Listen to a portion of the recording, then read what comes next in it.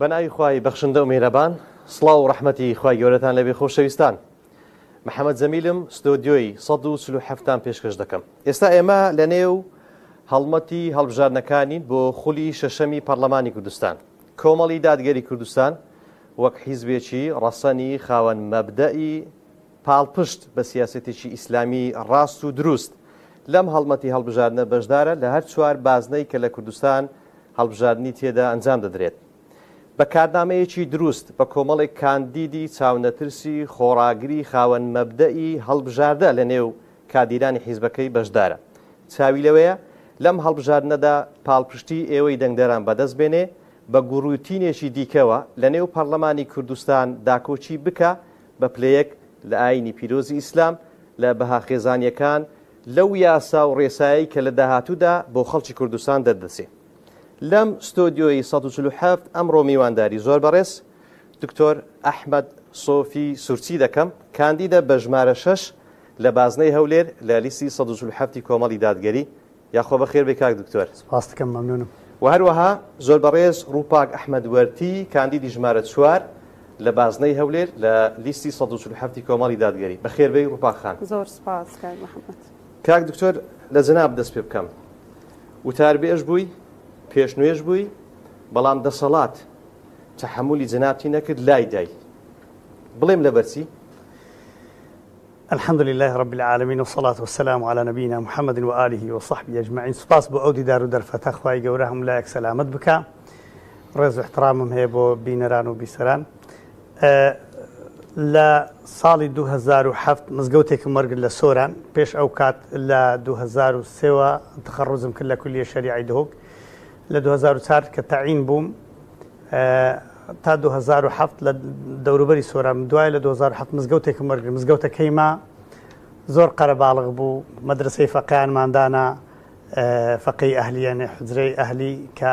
کەم مزگەوت هەیە ئەو مەدرسانەی تێدا هەبی و خەڵکێکی زۆر ڕووی لەو مزگەوتە کرد و ئەو مزگەوتە بوو بە دەواازەیەک بۆ خەڵکێکی تازە ئاشنا، ئەوانی کە گەنجانی پێرادەگەن بۆی قورئانی پیرۆز لەبەر بکەن و حەدیثی پێغەمبەر صلی الله علیه و سلم بناسن و ئیسلام بە جوانی بناسن. لە فەزلی خوای گەورە لە چاکەی خۆیان ئەو خەڵکە چاک بوو، ئەگەرنا ئەمن لەوانەیە ئەو باشە نەبووم، بەڵام خەڵکێکی باش و مشتاقی دین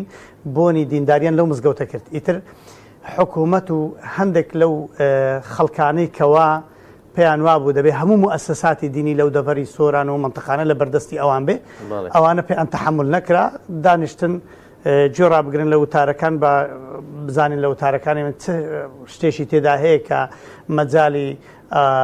شتێکی وا دروست بکەن کە من وتاری نەدەم و ئیتر لە وتار دوورم بێخنەوە. لە 2019 دووریان خستمەوە لە وتاردانێ، پاشی 7 مانگان خەڵکێک هەبوو زۆر گوتیان کاکە وەڵڵا ئەوە چ زەرەری نییە و ئەو هەیە. دیسا 7 مانجی دیکە هاتمە سەر خودوێ، دیسا لایەندام و ئەو جاری یەکجاری لایەندام. لە هەمووی ناخۆشتر پاشەوەی کە چەند ڕۆژێکم مابوو لە بۆ تەوابوونی مۆڵەتی لە مۆڵەتی خوێندنێ، گوتیانە تو مۆڵەتی خوێندنت هەیە. مامۆستایان دەناردە جێ من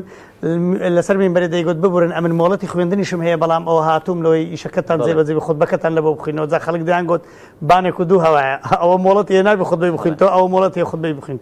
یعنی خەڵکانێک هەیە لە ئەوقافی ئێستا وتار بێژن بەبێ هیچ عیلاقێکیان بە ئەوقافی وهابی. ئەمن چوومەتە وتاری مامۆستایەک دانیشتوم، طبعا سەر بە ئەوقافی وە نییە، لە مقدمەی خوتبەی حەفت غەڵەتی کردیە. مثلا مامۆستایان دەڵێن من يهده الله فلا مضل له، يعني ئەوەی خوا هیدایەتی بدا ئیتر تووشی ضەلالەت نابی. ئەو دەیگۆ من يهده الله فلا مضل له، يعني ئەوەی هیدایەتی خوای بدە، يعني دەبی ئەمە هیدایەتی خوای بدەین، حاشا والعیاذ بالله. يعني لە سەرەتای لە مقدمەی خوتبەی خۆی کافر کردبوو ئەگەر فکری لێ کردیتەوە. ئەوانە اعتیادی لەسەر مینبەرەکان بن، بەڵام کەسێک کە بزانێت کەسێک بزانن تەئسیری هەیە لەسەر خەڵک، لەسەر ڕای گشتی، لەسەر نەهێشتنی گەندەڵی، لەسەر بەرەو پێشچوونی دینی خوای گەورە، ئەو خەڵکە جێی نابێتەوە لەو کوردستانی. فەرمانبەرێک کە لادانێکی یاسایی هەیە سزا دەدرێت، بە ئەوەی توش بە ناوی سزا نابنین، چکە کەسێک مامۆستایەک ئەوەندە خوێندێتی تا لە مینبەرێکی مزگەوتەی خزمەت بکە، مۆبەڕێڵی لادانی جەنابەت چییە؟ ئەوان تەماشا دەکەن مامۆستا، هەر مامۆستایەکی ئاینی کە وتاری دەخوێنیتەوە لە وتاری هەموو مامۆستایان بەشی ئەوەی تێدا هەیە بەو قانونانەی کە لە پەرلەمانی پێشاندانراون، ئەوە لەگەر پێکەوە ژیان نابیت، ئەوە ینی بۆ نمونە بەمنیان گوت نابێ بڵێ یەزیدی کافرن یخۆ یەزیدی بەخۆی ڕازی نەبرێ مسلمانی یا یەزیدیەک ڕازیە برێ ئەتو مسلمانی ڕازی نییە دەڵێ نابێت تو لەسەر من بەرێ مەسیحی کافرە یەزیدی کافرەوە تەسی لە ئەوە کاریگەریی زۆر بەهێزی هەیە لەسەر پێکەوە ژیانی نابی بە خەڵکی بڵێ ێکا کە دەبێت و مسلمان و کافری لێک جوداکەوە لە ڕووی عەقیدە لە ڕووی بیر و باوەڕ لە ڕووی شەریعەت ئەنجا دین نەسیحەتە ئامۆژگاریە ئەوانە ئامۆژگاریان قبول نیە بە هیچ شێوەیەک پێغەمبەر فەرمی صلی الله علیه و سلم الدین نصیحة دین دڵسۆزیە نصیحەت عین دڵسۆزی قلنا لمن يا رسول الله قلت ما لبو شيء پیغمبري خوا قال لله انسان دلسوز بي لبو خواي گورا انسان دلسوز نبي لبو خواي گورا نيجا كشي دروس نيا يعني لبو اخلاصي لبو خواي نبي دعاء ولرسوله انسان دبي دلسوز بي لبو پیغمبري خوا صلى الله عليه وسلم ولائمه المسلمين لبو هم سلوك كان دبي قصيد ساچن لو كي برخو قيننا پیامبلي او غلط بكرا ئەوە چاکە بکرێ خۆ من ئەندام پەرلەمانیم دەنگم ناگەتە کەس لەسەر منبەرێ دەبێت دەنگی خۆم هەڵبڕم بە نەرمی پێمان گوت کاکە ئەوە غەڵەتە ئەوە ڕاستە قبوڵیان نییە بە هیچ شێوێک دەڵێن نابێت ئەتو لەسەر منبەری پێغەمبەر صلی الله علیه و سلم بەکاربینی لە بۆ باسکردنی هیچ گەندەڵیەکی حتا بە قەرار لۆ مەهات نابێ وەکو یاسە وەکو تەنبیه و ئاگاداری نابێ باسی گەندەڵی بکرێ نابێ باسی حکام بکرێ نابێ باسی دەوڵەت بکرێ نابێ ئەو شتانە باز بکرێن بە هیچ شێوێژی بە خەڵکی بڵێن لەگەر دایک و بابی خۆتان باش بن و دروی مەکەن و قسەی خۆ باسی هەر شتێکی بکەی ئەوان دەگریت واللهی لە چی دەست پێ بکەم لە باسی ڕاستگۆیی بکەم ڕاستگۆیی لە حکومەتدا نەبووە لەگەڵ ڕێزم لە بۆ هەندێک ئەو ڕاستیانی کە گوتراون باسی دزی بکەم جاران دەیانگۆ فلان عشیرەتە دزیە ناکە فلان بنەماڵە دزیە ناکە فلان کەسە دزیە ناکە ئێستا خەڵکیان فێرە دزی کرد یعنی دزی وها گەورە دەکرێت دزی گچکۆکە هەر پێوە دیار نییە سوبحان الله جاران یعنی باسی چ بکەم باسی ئەخلاق بکەم ینی وردە بلۆک بە بلۆکی ئەخلاقی ئیسلامی خەریکە نایاڵن جەنابێت دوکتۆر ڕووپاخان دووبارە بەخێر بێت لە خولی پێنجەم ئەندامی پەرلەمانی کوردستان بووی ئێستا بربژێری دووبارە لە لیستی 147 کۆمەڵی دادگەری دەتەوێت چی شتێکت تەواو نەکردو تەواوی بکەی مەبەستت لە دووبارە بربژێر بوونەوە چییە؟ بەناوی خوای گەورە و میهرەبان سەرەتا زۆر سوپاس بۆم دەرفەتە کاک محەممەد خۆی چ شتێک تەواو نەکراوە ئێمە لە خولی پێنجەمی پەرلەمانی کوردستان وەکو فراکسیۆنی کۆمەڵی دادگەری کاری زۆرمان کرد و کاری زۆر باشمان کرد خزمەتمان بە کۆمەڵگەی کوردەواری کرد و خۆمان پێنوێنەری سەرجەم بچین و توێژەکان بوو لە شەقام لەگەڵ خەڵک بووین لە ناو پەرلەمان بەرگریمان لێ دەکردن لە شەقام لەگەڵ موعاناتیان بووین لە ناو پەرلەمان دەنگمان دەگەیاندن بەڵام ئەوانەی کە تەواو نەکران بە سەبەبی ئەوەی کە زۆرینەیەکی مزەیەب لە پەرلەمانی کوردستان هەبوو کە ئەو زۆرینەیە 50 زائیدیەکی پێک هێنابوو و ئەو قانونانەی کە پێویستی بە زۆری نەبوو پێویستی بە 50 زائیدیەک بوو ئەوان بە پێی نیسابەکە بە پێی ئەو پەیڕەوەی کە بەڕاستی بە سەپاندن هاتن تعدیلیان کرد بە پێی ئەوە نایانهێش دەربکرێت یەک لەوانە بە نمونە دەستور کە زۆر گرنگ بوو دەستور بۆ هەرێمی کوردستان زۆر گرنگە لەبەرەوەی ئێمە گە دەستورمان هەبێ لە کۆڵ کۆمەڵک کێشە و گیر و گرفت دەبینەوە کە بە درێژایی 33 ساڵی حکومڕانی خەڵک پێوە جیرۆ دەبووە یعنی لەوانە بە نمونە گە دەستورمان هەبێ بۆیە ئەوان ناهێڵن دەستور هەبێ ئەگە دەستورمان هەبێ هێزی حیزبی نامێنێ تاقمێک نییە بێ هێزێکی هەبێ و یەکەی هەفتایە و هەشتایە و ئاسایی شەو نازانم هێز دەکەوێتە دەست هەرێم دەست حکوومەت ینی هێز بە ناوی هێزی حیزبی و هێزی شەخص نامێنێ کە ئێستا میلیشیا هەیە ینی ئێستا خۆ دەبینین کە دامەزراندن وەستاوە بەڵام بۆ هێزی حیزبی نەوەستاوە بەردەوام ئێمە لە تەدریباتەکان بەدواداچوونمان کردووە خەڵکدا دەمەزرێ بە بەردەوامی ڕۆژانە یاسای بودجە لە پەرلەمانی کوردستان یەکێک لە ئیشەکان بوو کە بە درێژایی 4 ساڵی پەرلەمان پێی هەڵنەستا یەکێک لە ئەرکە سەرچیەکانی پەرلەمانی کوردستان هەبوونی یاسای بودجە بوو بەڵام بەداخەوە نە حکوومەت پرۆژەکەی نات نە پەرلەمانیش جێبەجێ کردووە کردی بە یاسا یەک لەوانە کە دەستورمان هەبێت دەبێ یاسای بودجە هەبێ بۆیە نایانەوێت دەستور هەبێ لەبەرەوەی یاسای بودجەمان ڕووپاخان لەسەر ئەو دوای کە دەستور بێگومان کۆڵگەی سەرەکی بەڕێوەبردنی حکومڕانی دەستورە کە هەمووان دوجار دەگەڕێنەوە لە بۆ دەستور بە تایبەتی لە کاتی هەبوونی ناکۆشیەکان لەگەڵ ئەوەی کە باس کرد یاسای بودجەیە خەڵک لەوە ناومێد نەبێت کە دووبارە پەرلەمان بەو شێوازەی لێ دێتەوە یان چ شتێکت هەیە چ قسەیەکت هەیە لەو بارەکە خەڵک دووبارە ناومێد نەبێتەوە بەوەی ئەو 50 زائیدیەکە دروست دەبێتەوە بە هەمان ئەو ڕیتمەی پێشووتر لە چەند خولی ڕابردووکرێ بە هەمان شێوە بڕوا گەر 50 زائیدیەک نەبێ گەر خەڵک بچێتە سەر سندوقەکانی دەنگدان و متمانە بەو خەڵکانە بدا بۆ نوێنەرانە بدا کە لە پەرلەمانی کوردستان بەرگریان بە درێژایی 4 ساڵی پەرلەمانی کوردستان بەرگریان لە قوت و ژیان و بژێوی و ئازادی کردووە ئەو زۆرینەیە نابێ و دەستوریش دەبێ و هیچ ئەو معاناتانی کە لە هەرێمی کوردستان هەبوونە ئەوە نابێ بەڵام گەر خەڵک لەگەڵ ڕێزم بۆ خەڵک گەر خەڵک بە لەگەڵ ڕێزم بۆ ئێوەش بە درۆیەکانی دەسەڵات کە دوو مانگە دەستیان پێ کردووە یاخود بە بەڵێنە ساختەکانی خەڵک دەسەڵات هەڵخەڵەتە دوو حیزبی دەسەڵات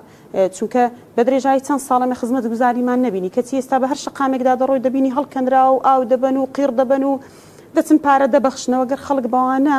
باوەڕ نەکە و هەموو معاناتی 33 ساڵی ڕابردووی لەبیر نەچێ بچێتە سەر سندوقەکانی دەنگدان متمانە بە هێزی 147 بدا یاخودە و هێزانی کە خزمەتیان کردووە ئەوە ئێمە دیسانەوە پەرلەمانێکمان نابێ پەرلەمانێکی موزەیەفی 50 زائیدێک کە خەڵک نەچێتە سەر سندوقەکانی دەنگدان ئەو مەجای تەزویر زیاتر دەبێ ینی چەند ڕێژەی دەنگدان بەرز بێتەوە ئەوەندە ئەو هێزانە کورسی لە پەرلەمان زیاتر دەبن کە جێگەی اعتیباری خەڵکن و دەمەوێت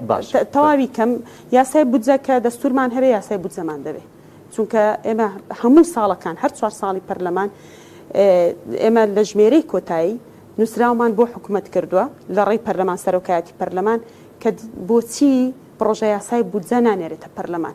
و هەروەها لە ساڵی نوێش ئێمە بە هەمان شێوە نووسراومان کردو بەڵام بە درێژایی 4 ساڵ نەینات بەبێ پاساو کە دەستورمان هەبێ دەستور مولزەمی دەکات وەکۆی عێراق هێستا نیزاعەکان هەمووی لە دادگای فیدراڵی چارەسەر دەبێ و یەکلا دەبێتەوە لەبەرچی لەبەرەوەی دەستور هەیە ئێمە دادگامان دەبێ بۆی نیزاعەکان یەکلاکاتەوە بۆیە ناشێڵن ینی ئەگەر ئێمە دەقی دەستوریمان هەبێ کە پارێزگاری لە ئاین و بەهای ئەخلاقی و خۆڕەوشتی کۆمەڵگەی کوردەواری بکە ئەو هەموو دوور لە ڕووی بەڕێستان ئەو هەموو بەرەڵایە لە هەرێمی کوردستان کە ئێستا یعنی بەلێ شاو خەڵکی بیانی دەهێنن گەنجانمان سەر لێ شێواو دەکەن ئەوە نابێ بۆیە نایەنەوێت دەستور هەبێ خەڵکی هەرێمی کوردستان دەڵێ باشە بۆ نیە ئێوە چتان کردوە نە ئەوان نایەنەوێ و نیەتیان نییە کە دەستور هەبێت چونکە دەستور مەهامەکانی خاڵەکانی ئەو خاڵانەنە و کۆمەڵێک ینی خاڵی سابت لە دەستور سابت دەکرێت ئەوان ناتوانن بێن پێچەوانەی دەستور کار بکەن و هەروەها ئەگەر یاسای بودجەمان هەبێ کە دەستور هەبێ اینجا یاسای بودجە دەبێ دامەزراندنی زانکۆ پەیمانگەکان دەرچووی زانکۆ پەیمانگەکان دەست پێ دەکاتەوە لەبەرەوەی لە یاسای بودجە هەموو ساڵێک بەشێک لە بودجە تەرخان دەکرێت بۆ دامەزراندنی ئەو دەرچوانەی کە لە ساڵی پێشتر دەرچوون لە زانکۆ پەیمانگەکان بۆیە نایەنەوێ خەڵک دامەزرێن و یاسای بودجە شەبێ ئەگەر یاسای بودجەمان هەبێ داهات شەفاف دەبێت ئێستا لە هەرێمی کوردستان من 4 ساڵ پەرلەمانتار بووم نەمزانی داهات چەندە نەمزانی ئەو هەموو خاڵە سنووریە هەیە ئەو هەموو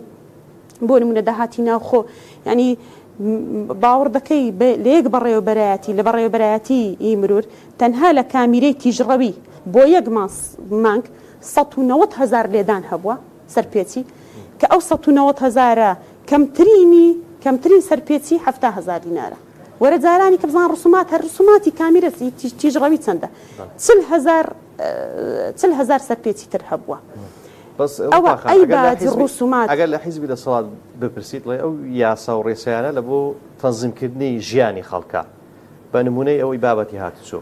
و دەپرسێ لە بۆ کەمکردنەوەی ڕووداوی هاتوچۆ لە بە مەترسی کە لەسەر ژیانی هاوڵاتی هەیە بەو شێوازەیە داهات نازانم حکوومەتی خزمەتی خەڵک نازانم حکوومەت هەرێمی کوردستان قسە بۆ چێ دەکەیانی بەڕاستی خەریکی گەوجاندنی خەڵکەیانی لەگەڵ ڕێزم بۆ خەڵکی هەرێمی کوردستان کە زۆر لەوە بلەو مەرتەبەیان بەرزترە کە حکوومەت بەو شێوازە پەیامیان پێدەدا و قسەیان بۆ دەکا خۆی ئەم سەرپێچیانە لە بابی غەڕاماتە غەڕامە بە پێی دەستور دەبێ هاوتا بێ لەگەڵ بار و گوزەران و ژیانی خەڵکی هەرێمی کوردستان ژیان و بار و گوزەرانی خەڵکی هەرێمی کوردستان ئەوەندە باشە تۆ سەرپێچیەک 70,000 لێوەرگری کە بە 2 مانگ جارێک موچەی پێنادەی خانە نشینێک 220,000 موچەیە 2 مانگ جارێک وەری دەگرێت لێک کامیری تیژڕەوی 70,000 بۆ ئەوە باشە لە هیچ شوێنێکی دنیا وایە دەزانی ڕسومات لە بەرامبەر چیە بەخۆی ڕێسای گشتی ڕسومات لە بەرامبەر خزمەتگوزاریە تۆ کەی خزمەتگوزاریت پێشکەش کرد اینجا دەبی بێ غەڕامە و ڕسوماتی لێوەرگری کە خزمەتگوزاریت پێشکەش نەکرد تۆ مافی ئەوەت نییە بێ زەختێکی تر بخێ سەر هاوڵاتی دەگەڕێمەوە جەنابی دکتۆر لە بنەما گشتێکان لەو کارنامەی کە کۆمەڵی دادگەری لە بۆ ئەو خولەی پەرلەمانی کوردستان لە بۆ هەڵمەتی هەڵبژاردن داینایە کە لە 8 تەوەرە لە خۆ دەگرێت لە بنەما گشتەکان لە خاڵی یەکەم باس لە بابەتی پاراستنی ناسنامەی موسڵمانیەتی خەڵکی هەرێمی کوردستان دەکا بە خاڵی ئەوەی کە ڕێگری دەکەن لە دەرچواندنی هەر یاسایەک کە پێچاوانە بێ لەگەڵ بنەما نەگۆڕەکانی شریعەت و ماف و ئازادی گشتیەکان. خەڵک متمانەی بە دکتۆر ئەحمەد سۆفی سوورچیدا چۆن پارێزگاری لە ناسنامەی موسڵمانێتی خەڵک دەکەی؟ ئەوە لە ئەولەویاتی کاری هەموو ئینسانێکی موسڵمانە، هەموو ئەندام پەرلەمانەکانی کۆمەڵی دادگەریە، هەموو ئیسلامیەکانە، چونکە ئەگەر ئەمە ئیسلامەتیمان نەما، بەها باڵاکانمان نەما، ئەخلاق نەما، دین نەما، ئیسلامەتی نەما، ژیان نامینی. ئەو کاتی ژیانی خەڵکی لە نوحیەنەهو حەیاتەن طەیبە قورئانە فەرمێ، ئەو کاتێ خەڵک ئیماندار بی، خەڵک باوەڕی بەخوای خۆی هەبی لەسەر خاک و وڵاتێکە کە فتوحاتی ئیسلامی گەیشتۆتە ئێرە، ئەو ملەتە ڕزگار بووە لە بتپەرستی، لە سەنەمپەرستی، لە ڕیبا خواردن، لە هەموو ئەو ناخۆشیانەی کەوا قورئانە فەرمێ ومن أعرض عن ذكري فإن له معيشة ضنكا ونحشره يوم القيامة أعمى. لۆی هەم لە دنیا دڵیان تون نەبێ، لە قیامەتیش بە کوێری حەشر نەکرێن و ماڵ وێران نەبن و بە کافری نەمرن. ئەوە یەکەم ئیشی ئێمەی مسلمانە، دەبێ بە ئیزنی خوای گەورە ئیشکەین لەسەر ئەو بنەما ئەساسیانە کە ناسنامەی مسلمانەتی گەلی کورد بپارێزین بە ئیزنی خوای گەورە، کە زۆرینەیەکی بەناوە. بەڵام کێ وای لێ کردووە بەناوبی؟ ئەو نەعەدالەتێ وەی کردیا بەس تەماشەکە لە ڕووی کۆمەڵایەتی ئەمە لە منطقە چێژی منطقەی سۆران. منطقەی سۆران ئێستا زەروپاکش لە منطقەی سۆران ژیایە. ئێستا ئەو کوتلە سیاسیەی کە ئیدارەی هەرێمی کوردستانەکە طبق بەندێکی زۆر پیسی دروست کردێ. دەزانم بەو قسەی زۆر تێک دەچم. باشە. مامۆستا لە منطقەی سۆران لە دەڤەری سۆران دوو طبقە هەیە. طبقە بزەبەتۆکی زمانی پێغمبەر موسای کە پێغمبەر موسا بووە پێغمبەر تەماشێک طبقە هەمووی خزمەتگوزار و فەقیر و هەژار و دەست نەڕۆیشت و طبقەکەش طبقەی فەراعینە، ئەوانەی دار و دەستەکی فیرعونی. دار و دەستەک هەیە لە سۆران کەس ناوێت برێلن. دار و دەستەک هەیە فلکەی سۆران کە لەلای ڕاستی دەسوڕێت چەپە بسوڕێتەوە کەس ناوێری پێی بڵێ لەوا دەکەی. هەران ڕسمی کەسێکی لە جامی سیارەی پێچەوانەی یاساش بێ نەک یاسا، شریعات، یاسا، هیچ شتێک ناخوە. یعنی طبقەک هەیە لە سۆران. ئەمن عەردێکم کرد تاپۆ بوو، گوتم ئەو عەردەم کڕی یەکێک شتێکی لەسەر دروست کرد بوو، گوتی کاغەزۆکان نیشانە من، گوتی کاغەز شتی بەم پیشان نەدەی. ئەمن کاغەز لەکرە من ناخوە. کورە بابە ئەوە تاپۆ گوت کاغەزی بەم پیشان نەدەی، کە گوتی بەم پیشان نەدەی تکسیس دالاسی چێ و حاری چێ. ئەو یەک. دووەم برادرێکی زۆر خۆشەویستم هەبوو هەتا پێنجی علمی معفوی عام بوو لە مەکتەبێ، ئەو وەختی معفوی عام هەبوو لە ساڵی 92 و ئەوانە. دوای وەزعی تێک چوو، سەفی شەشی بەجێ هێشت نەیتوانی دەرونیان تێک چوو بە چاوچ چیلی هات. پاش چەند ساڵێکی دیتم مرور بوو لەسەر زادی ڕادەوەستا، کۆلێژی یاسای تەواو کرد، کولی قانونی تەواو کرد. دیتم هەر لەسەر زادی ڕاوەستایە. گوتم ماڵ وێران ئەتولۆ هەر لەسەر زادەی. چەند ساڵ پاشی تەواوکردنی کولی قانونش ئەسڵەن نەقلی دائیرەشیان نەکرد. بەڵام شاگردێکم هەبوو، ئیشی ئەلەمنیۆم و PVC و ئەوانە مەکرد زۆر جارم. شاگردێکم هەبوو لەکنە من ڕۆیشت بۆ ملازم ئەوەل یەکسەر هەر تەعین بووە ملازمیش. ئەمن پێشمەرگەی دەناسم ئەوەندە لە زمانە پێشمەرگەیە فەقیرەی دەیگو ئەوانەی کە نەدەوێران حڕاسیاتی بگرن پاسەوانی بگرن لەگەڵم یاندا دەنان لە حدود شتیوانە دەیان گوت چاود لێبن دەیگو ئەوانە ئێستا هەموو عەقید و ڕائید و شتر لەسەر سەری من دەیگو ئەم پێشمەرگەی جارانم. ئەو بێیاساییە ئەو خەڵککردنە بە تەبەقە زۆر خەتەرێکی زۆر گەورەیە. چونکە لە ڕێی پەرلەمان چۆن دەکرێم کارە چارەسەر بکرێت؟ دکتۆر ئەحمەد سۆفی سوورچی متمانی خەڵک بەدەستدێنێ و ئەندامی پەرلەمانە. چۆن دەتوانێت ئەم تەبەقاتە ئێمە کۆمەڵی دادگەرینە نەکلەوە پاڵاوگەی نایاسایی فەضیحەتی نەوت دەواازە سنووریەکان کارێکی 100 دکتۆرای لەسەر بنووسی لەوانی خلاصن زانکۆ ڕوو لە زانکۆیکەی ئەو قەباحەت و فەضاحەتەی لە زانکۆی هەیە لە ئیفادەکانی ئەو هەموو خەڵکە دەرێنە خارج ئەو پارەی لە بۆ سەرفەکەن سەر و زانکۆیەک بەکەری کەیفی خۆی کوڕە وەزیری تعلیمی عالی کاتێک وەزیری تعلیمی عالی ببیتە پارتی ڕووی تەڵەبان دەدات لە ماستێر و دکتۆرە بڕۆن تورکیە کە بۆ یەکێتی ڕوویان دەداتە ئێرانی دەرێ ئەوانە معتەرەف بیهانینە ڕووی بڕۆنە ئێرانی ئەو دەرێ بڕۆن تورکیە مامۆستا دەبێ ئەوانە لە ڕیشەوە ئەوانە هێدی ئیشیان لەسەر بکرێ بە بەرنامەی جوان بە مەشروعی جوان بە قسەکردن لەگەڵ ئەوانە دەبێ ئەو شتانی یەکێکەوانە هەڵبۆشێنەوە ئەو شتان نابی بەو شێوێ بن چونکە ئەگەر هات و دەستوری خوای گەورە عدالەتی خوای گەورە کە پێغەمبەران لە پێناو هاتوون جێبەجێ بکرێ بەڕاستی هیچ شتێک لەوانە نامینن ئێمە لە سەرمانە بەدەست شت بکەین کە بەدەست پێمان نەکرا ئێستا خەڵکی کوردستان دەتوانن شتێکیان لەسەرە بەدەستی خۆیان ڕۆژی ئینتیخابێ ئەو بەدەستی خۆ دەتوانێت شتێکی بکە پێغەمبەر فەرمی صلی الله علیه و سلم من رأى منکم منکرا فلیغیره بیده بەدەستی خۆی بچی دەنگ بداتە من دەنگ بداتە ئەو خشکە دەنگ بداتە ئەو کەسانێک کە باشن دووەم ئێمە بە زمانی خۆمان لە پەرلەمان دەتوانین هەموو شتێکی خراپ لە پەرلەمانی ئیعلانکەین برێن ئەوە خراپە چاک بە چاکەکانی بڵن دەستخۆشیتان لێ دەکەین ئەو شتێکی باش بووە ئەوجا ئەگەر ئەوان نەکرا هەنجی ئینسان دەتوانانی لە ماڵێ دابنیشی بڵێ ومن لم يستطع فبقلبه وذلك أضعف الإيمان ئەوە ضعیفترین و لاوازترین مووقفی ئەو ترسنۆک و تێنەگەیشتوانەیە لە دینی خوا تێنەگەیشتون لە ژیان تێنەگەیشتون لە سیاست تێنەگەیشتون لە حیات تێنەگەیشتون لە ماڵێ دادەنیشن نەدەنجێ دەدەن دادەنیشن ڕەخنان دەگرن وەڵڵی عیب بلۆ مامۆستای چۆ پەرلەمانی وەڵڵی عیب بلۆ فلانی بیستە پەرلەمانی ئەدی چێ بچی کاکە باش ئەگەر ئێمە نەچینە پەرلەمانی ئەو شتانە بۆ خەڵکی باس نەکەین باشە بۆچی تەرقیەی زانکۆی بۆچی مامۆستایەک لە زانکۆی لەسەر حسابی ئەوەی کە لەبەرەوەی حیزبیە بە 2 ساڵان 3 ساڵان بیتە مساعد پرۆفیسۆر ئیواش هەیە 10 بەحثی هەیە 10 ساڵە خزمەتەکە نەبیتە مساعد پرۆفیسۆر ئەو نەبیتە پرۆف سەبەب چییە ئەگەر من ئەوەی ئیعلان نەکەم چێ ئیعلانی بکە با بگەڕێم مەسا ئەوقافت خۆ مامۆستا زۆرم پێ لەبارەی ئەوقاف لە بابەتی ئەوقافی لە پرسیاری داهاتوو دەگەڕێمە وڵات چکە بە خۆت شارەزایی ئەوقاف ئەو ناسنامێتی ناسنامەی پاراستنی ناسنامەی موسڵمانێتی خەڵک بە چاکردنی ئەوقافی دەست پێ دەکات دەگەڕێم وڵات قسەی لەسەر دەکەین ڕووپاخان بەها باڵەکانی کۆمەڵگەی کوردستان و ڕوبەڕووبوونەوەی ئەو پلانانەی کە دژی خێزان هەیە کە لە خۆلی ڕابردوش جەنابەت کار لەسەکردی لەگەڵ هاوکارەکان لە فراکسیۆنی کۆمەڵی دادگەری ئێستا هێرشەکی بەرفراوان هەیە چ بە نهێنی چ بە ئاشکرا پاڵپشتێکی زۆری ئەو ڕێکخراوانەی کە کار دەکەن لەسەر تێکدانی کۆمەڵگەی کوردی ئێستا ئەوەی کە هاوڵاتیە دەنگدەرە چۆن قەنەعاتی پێ دەکەی کە متمانە بە کەسانی پاک بکە بە کەسانی بکە کە پارێزگاری لەو باڵایانە بکەن چۆن ڕەبتی هەیە بە خەڵک کەسێک دانیشتووە لە ماڵی خۆی دەرم خێزانی خۆم گرفتم نییە بەڵام دوازار چۆن کاریگەری دەبی لەسەر ئەو چۆن قەنەعاتی پێدەینی کە ئەوە گرینگە دەبێت کاری لەسەر بکرێت و فراکسیۆنی کۆمەڵ لە ڕابردوو کاری لەسەر کردووە و لە کارنامەکەشی ئەولێویاتی کاریتی بەڵێ وڵا پرسیارێکی باش بۆ مامۆستا محەممەد من بەڕاستی ئەنی دەمزانی پلان هەیە لە دژی ئەوەی کە خێزانی کوردی تۆکمە بێ ینی پلان هەیە بۆ هەڵۆشانەوەی خێزانی کوردی بۆ بەلا ڕێدابردننی گەنجانمان بەڵام بەو شێوازە نەم دەزانی لە پەرلەمانی کوردستان لە لیژنەی ڕۆشنبیری و کۆمەڵگەی مەدەنی بووم تا ئێستا زیاد لە 6,000 ڕێکخراو لە هەرێمی کوردستان هەیە و بە حکمی ئەوەی ئێمە لیژنەکەمان ڕەبتی لەگەڵ وەزارەتی ڕۆشنبیری ولاوان هەبوو بۆیە هەندێک لەو مەسائلانە داهاتەوە اختصاصی لیژنەی خۆمان و بەشێکیشی بەڕاستی من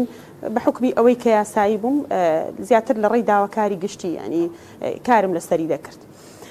6,000 ڕێکخراو هەیە بەشێک لە ڕێکخراوەکان کە ناویان لە فەرمانگە تۆمار کردووە بۆ نمونە بەناوی ڕێکخراوی داکۆکیکردن لە مافی ئافرەتان ڕێکخراوی داکۆکیکردن لە مافی لاوان بەڵام لە ناوەڕۆک کە کار دەکا بۆ کاری هاوڕەگەزبازی کار دەکا لە ناوەڕۆک کە کار دەکا بۆ مولحیدکردنی خەڵکی بە بەرنامە کەواتە ناوەڕۆک ڕێک پێچەوانێت چەند ڕێکخراومان ئێمە داخست خۆشبەختانە ئێستاش لە فراکسیۆنی کۆمەڵ من و پەرلەمانتارانی تری فراکسیۆنی کۆمەڵ دوو ڕێکخراو هەبوون لە سەرەتای کاری پەرلەمانیم ئەو ڕێکخراوانە دوو ڕێکخراو هەبوو ینی مۆڵەتیان بە ناو نیشانێک وەرگرت بوو ناوەڕۆکەکەیان کاریان بۆ مولحیدکردنی بێ باوەڕکردنی خەڵک دەکرد 52,000 بەشدار بوو لەو ڕێکخراوە سەرۆکی ڕێکخراوەکە لە دەرەوە بوو لێرە نەبوو لە دەرەوە بوو ئیعازی بە خەڵک دەدا و بە پلان و بەرنامە و بە نەتیجەش خەڵکەکی زۆر بەڕاستی ینی سەرپۆشی لەسەر بوو سەرپۆشی فڕەدا بوو خەڵکەکی باوەڕدار بوو لە ڕێ ئەو ڕێکخراوە بێ ئیمان بوو ینی کارمان حیزبی دەسەڵات لە بۆ ئەو جۆر ڕێکخراوە نەچۆن بوو ئەسڵەن مامۆستا محەممەد ئەسڵەن نیان لێش کاریشی لەسەر بکەین ڕێگریشیان لەوە دەکرد کە کاری لەسەر بکەین بەڵام ینی هەندێک پەرلەمانتار هەبوو بەڕاستی ینی وەکو بڵێ ئێمەیان دەستکراوە دەکرد ینی هەر لە حیزبی دەسەڵاتیش بەڵام دەیانگوت ئێمە ناتوانین هیچ تەداخلاتێک بکەین بە ئەمری حیزبی بەڵام بۆ خۆتان بیکەن ئێمە کارمان لەسەری دەکرد من بە تاک بۆ خۆم ینی ڕێکخراو هەبووە 2 ساڵ لە دوای ئەو ڕێکخراوە بوومە هەتا داخراوە اینجا جیان لەوە ڤیددیو کلیپی زۆر نەشیاو بە کۆمەڵگەی کوردەواری بڵاو دەبەوە ینی هوەرمەندێک دەهات لە دەرەوە دەژیە ئەسڵەن ئاگای لە عادات و عرفی کۆمەڵگەی کوردەواری نەبوو کە ئایا باوک چۆن کچەکەی قبوڵە برا چۆن خوشکەکەی قبوڵە هاو سەر چۆن خێزانی خۆی قبوڵە ئێکە ئاگاداری عرفی کۆمەڵگەی کوردەوارینی بۆ دەتەوێت تێکی دەی ئەمە بە بەرنامە تێک دەدرا من هەتاوە کوێستا 4 ڤیددیو کلیپم لە ڕێی داواکاری گشتی و وەزارەتی ڕۆشنبیری ڕاگرتووە 4 ڤیددیو کلیپ خۆ ڤیددیو کلیپی زیاتر هەیە ینی چکە بەڕاستیمە خەڵک بۆمان دەنێری ئەگەر لێ بگەڕین پەرلەمانتاران کە لە ڕابردوو هەبوو لێ بگەڕین ئەو ڤیددیو کلیپانە بڵاو بکرێتەوە زادرێن ئێوە ڕێگری لە ئازادی بەناوی ئازادی بەڵێ ئەو قسە زۆر دەکرێت بەناوی ئازادی تا کەسی بەردەوام گوتومە من ئازادیم نایە بۆ بەرەڵایکردنی خەڵک ینی شەرمیشم بەوە نییە هیچ ئازادێکم ناوێت کە کەس لە ماڵەکەی خۆی دەربێنێ بچێ لە کافتریاکان نێرگە لە بۆ کوڕان چابکە بۆ کوڕی گەنجی هەرزەکار ئەمە زەرەرەکەی دوولایەنەیە هەم بۆ کچەکە بۆ بنەماڵی کچەکە هەم بۆ کوڕەکەش من ئەو ئازادیم نایە هەزار جار بڵێن لەگەڵ ئازادینی و لەگەڵ ئازادی تاکە کەسنی نەخێر دەزانی هەموو دەوڵەتان شانازی بۆ عرفەی خۆیانەوە دەکەن ئەگەر عرفێکی جوان بێ گەورەترین قەیران لە دنیا قەیرانی عرفە ینی کە کۆمەڵگەیەک عرفێکی جوانی نەبێ ئێمە جوانترین عرفمان هەیە عرفی کۆمەڵگەی کوردەواری جوانترین عاداتمان هەیە نازان بۆچی نایەنێ پارێزگاری لەو عادەتە بکەن بەڵام بەڕاستیم بە نەتیجە گەشت بە نەتیجە چیەوەی دۆ حیزبی دەسەڵات دەیانەوێ شیرازی خێزانەکان تێک بدەن پەرتەوازەی لە ناو خێزانەکان دروست بکەن گەنجان بەرەو سەر لێ شێوایی ببن بەرژۆندی لەوەدایە بۆی گەنج ئالوودەی حەز و ئارزوو بێ گەنج ئاگای لەوە نەبێ کە حکوومەت خزمەت گوزاری نییە حکوومەت بە نمونە لە ئاستی چاکسازی کارناکە لە ئاستی ئازادی ڕادەر بڕن کارناکە و هەروەها گەنج نەڵێتە حکوومەت ئەوە دەڕاستە چکە گەنج زۆر وشیارە ینی گەنج بیر و فکری فراوانە وەکو کەسێکی بە تەمەن نییە گەنج قبولی ناکە ناتوانێت خوێن گەرمە قبولی ناکە بۆیە دەیانەوێت گەنجان هەمووی ئالوودەی حەز و ئارزوو بکەن ئەوەش لە ڕێی ئێستا دەبینین بۆ نمونە لە تیکتۆک لە سناپچات کۆمەڵە ڤاینەرێک هەیە بوونەتە پێشڕەو بۆ ئەو کۆمەڵگەی ئێمە یعنی دەڵێن ژیان تەنها بریتە لە ڕابواردن ئاوا پیشانی گەنجانی دەدەن لە ڕابواردن و لە خۆش ژیان گەنجێک کە پارە لە جیرفانی نییە کە بنەماڵەیەکی هەژارە چۆن بتوانێت وەکو تۆ ڕابوێرێ کە ناتوانێت دەچێت لە نەتیجە سەر هەڵدەگرێت و دەچێت بۆ دەرەوە کۆچ دەکا بۆ دەرەوە حکوومەت ئەوەی دەوێت حکوومەت نایەوێ خێزانێکی تۆکمە هەبێ حکوومەت ناوێ گەنجێکی وشیار هەبێ حکوومەت ناوێ کەسەک پێی بڵێ ستۆپ ئەوە بەلا ڕێدابردنی کۆمەڵگە تۆ ئاوات کرد و هەروەها 33 ساڵە حکومڕانیەکی ڕەشید نەکردووە تا ئێستا مامۆستا محەممەد تا ئێستا گەنجمان هەیە لەسەر نووسینی یەک کۆمنت لە دەربڕینی بیر و ڕای ئەوم پێ ئازادیە کە هەموو تاکێک ئازاد بێ لە دەربڕینی بیر و ڕای لەسەر ئەوە تا ئێستا ئەوە 2 مانگ دەبێت گەنجێک من دەیناسم گیراوە لەسەرەوە یەک کۆمنتی نووسیوە تەنها ڕخنەی گرتووە ینی حکوومەت ئەوەی ناوێ کەسێک بە کۆمنتێک ئەوەی قبول نیە بە یەک لایک بە یەک کۆمنت کە کۆمنتێکی ڕخنەگرانە بێ بینوسێ حکوومەت گەنجی سەر لێ شێواوی دەوێت ئێمە بەڕاستی بچینە پەرلەمان نامانەوێت گەنج سەر لێ شێوا بێ دەمانەوێت گەنجێکی بەرهەمدار بێ لەو پێناوەش بەڕاستی من کارم کرد وە کردیشم بە یاسا یەکێکە لە دەستکەوتەکانم دەمەوێت باسی کەم هەلی کار بۆ گەنجان چونکە لە بانگەشەی ئەو خاڵە گرینگە دەگەڕێمە وڵات لە باسیکە لە یادم دەچی ماوەستا لەبەرەوەی برێم زۆر من لێکرایەوە نیە لەلایەن دەسەڵات لادان بە خۆڕایی لە پێشنێژ و تارخوێنی قسە لەسەر وەزارەتی ئەوقاف و ئەو بابەتە چی بوو و ئەگەر مامۆستا ئەحمەد سۆفی لێوێ بێ چ بڕیارێک لە بە ئەو مامۆستا بەڕێزانە یان چ پرۆژە یاسایەک پشتگیری دەکا کە بەو شێوازەی لێنەیە کە هەر کەسێک بەدڵی ئەوان نەبوو لە وتاردان لای بدەن تەماشای بکە بە درێژایی ئەو چەند کابینەی دروست بوو نۆ کابینەی یەک لە دوای یەک چەند مزگەوت حکوومەت دروستی کردووە چەندی دروست نەکردنی مزگەوت کارەساتێکی زۆر گەورەیە بەڵام چەند کەنیسەی دروست کردە لا یزال کەنیسە دروستکردن مەوجودە هەر دروست دەکرێت و تەعینات لە بۆ کەنیسەی هەیە بەبەردەوام لە مزگەوتان هیچ تەعیناتێک نییە لە کەنجەوە تەعینات ڕاوەستاوە لەوەش عەجایبتر وەزارەتی ئەوقاف یەکە لەو وەزارەتانی زۆر دەوڵەمەندە مڵکەکانی ئەوقاف مامۆستا ڕووپاک هەندێک لێکۆڵینەوەی لەسەر کردیە شتی یعنی بچێ ناو مەوضوعان مێشکت ڕادەوەستی ئێستا تو خەڵکی کوێی ناوی گوندی خۆم پێ بڵێ ئێستا بزانە چەند زەوی ئەوقاف لە گوندی تو هەیە چەند بینایە 400 قسوور بینایە ئەوقاف هەیە بەکریاندا بەکرێکی عجیب بثەمەنین بەقسیم دەڕاهیمە معدودە لەوەش عجایبتر پارەی ئەو داهاتن ئەگەر لە حکومە تێبچی دروست نییە بە هیچ شێوەیەکی چما لایەکەیە فتوام لۆ بدا پارەی ئەوقافی وەقفەکانی مزگەوتانن لە بۆ حکومە تێبچی ئەگەر ناڕوا لە چی سەرف دەکەن مزگەوتی پێ دروست ناکەن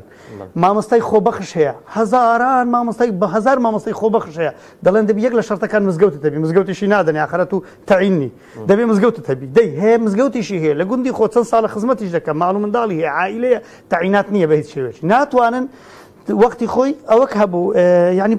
بڕە معاشێک هەبوو لە بۆ فەقیران لە ئەوقافی پێی دەگوترا مەقتوعە تەنانەت مامۆستای بەلایەقی ئەو مەقتوعەیەش نابینن لەوەش عجایبتر و غەریبتر ئێستا ئەمە مزگەوتێکمان لە سۆران پێهەستین دروست بکەین 400 مەتری عەردمان کڕی کەندێکی پیسی بێزەوەر حاشا لە شوێنێکی زۆر خراپ مەتری بەوەرق بە $100 کڕی 10 مەتر لە دووری ما 2000-3000 مەتر عەردی مزگەوت هەبوو ئی مزگەوت هەبوو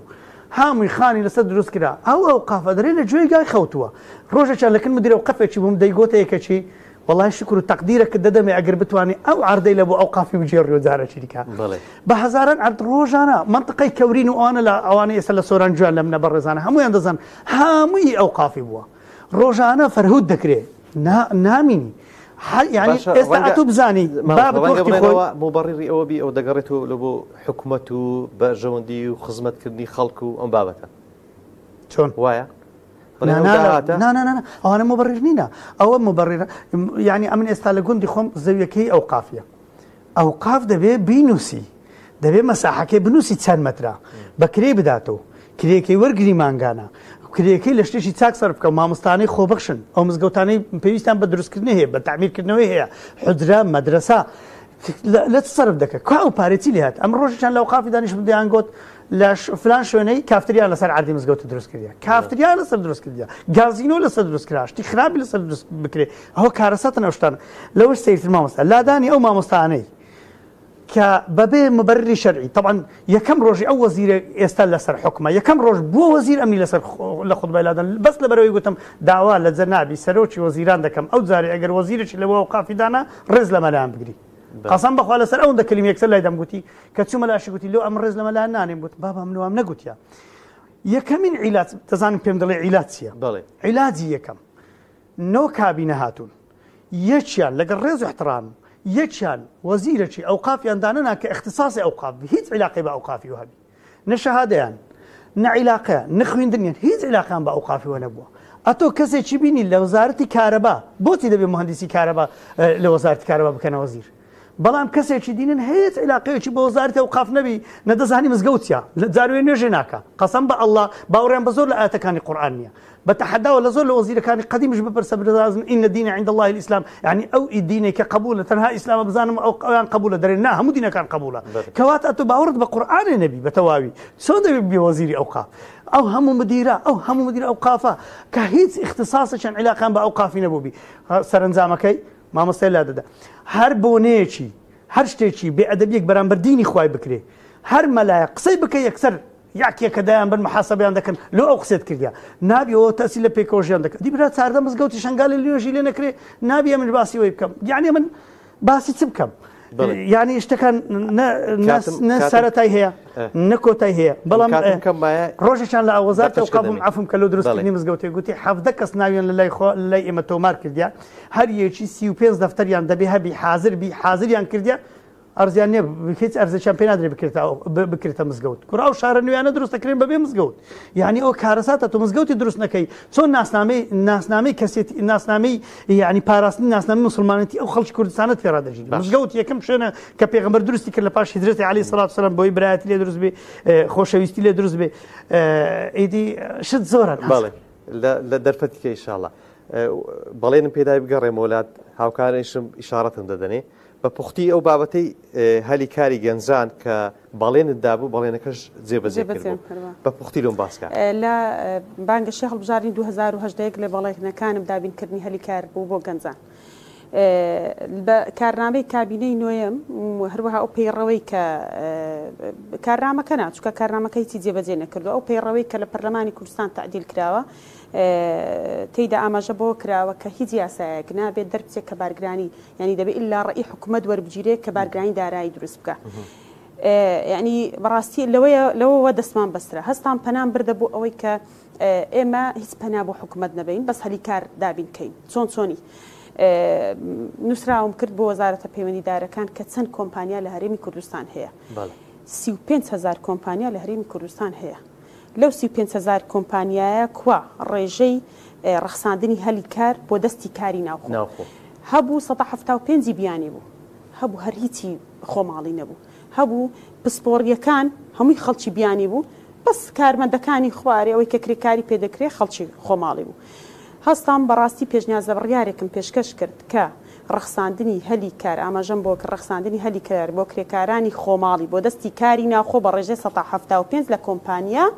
ئەهلیەکان کە هیچ بارگرانێکی دارایی لەسەر حکوومەت دروست ناکات تەنها یەک بڕیارە خۆشبەختانە چونکە زۆر کاتی بەرنامەکە نەماوە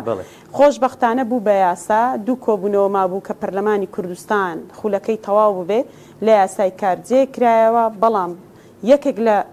ئامانجەکانم بۆی کە بمەوە پەرلەمانتار دەچم بە دوواداچوون بۆ جێبەجێکردنی ئەو یاسایە دەکەم. دکتۆر ئەحمەد سۆفی سورچی کاندیدی ژمارە 6 لە لیستی 147 کۆمەڵی دادگەری بازنەی هەولێر سوپاس دەکەم کە بەشدار بووی لەم ستۆدیۆیە و ڕووپاک ئەحمەد کاندیدی ژمارە 4 لە لیستی 147 کۆمەڵی دادگەری لە بازنەی هەولێر سوپاستان دەکەم هەیوە سەرکەوتن